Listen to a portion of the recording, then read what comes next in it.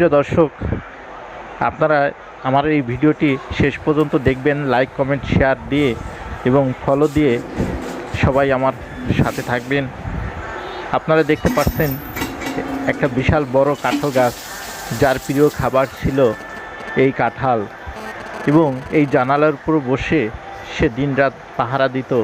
এই কুট্টু, এই বিড়াল, তাকে কে ধরে নিয়ে গেল আজ 3 দিন, কোথাও তাকে খুঁজে পাচ্ছি না। তার এই শোকে তার ভাই বোন, তার মা, সবাই এক একজন এক এক জায়গায় এভাবেই শুয়ে শুয়ে কান্না করে, এভাবেই শুয়ে থাকে। কোনো খাবারের প্রতি তাদের কোনো মন নেই, খাওয়ার প্রতি তাদের কোনো চাহিদা নেই। তাদেরকে ডাকলে তারা শুধু একটু কান খাড়া করে, একটু খাড়া করে মাথাটা উঁচা করে, আর দু চোখ দিয়ে পানি ছলছল করে পড়তে থাকে।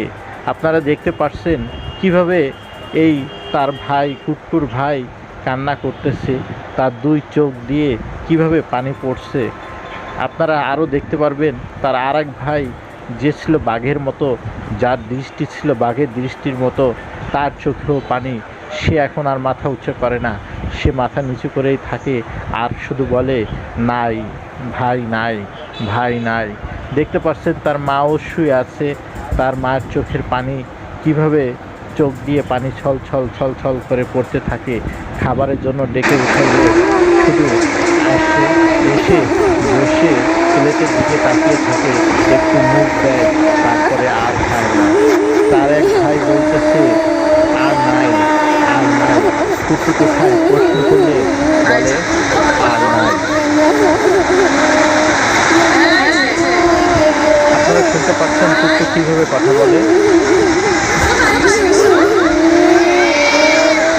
কত জোরে করে বলে, আর নাই।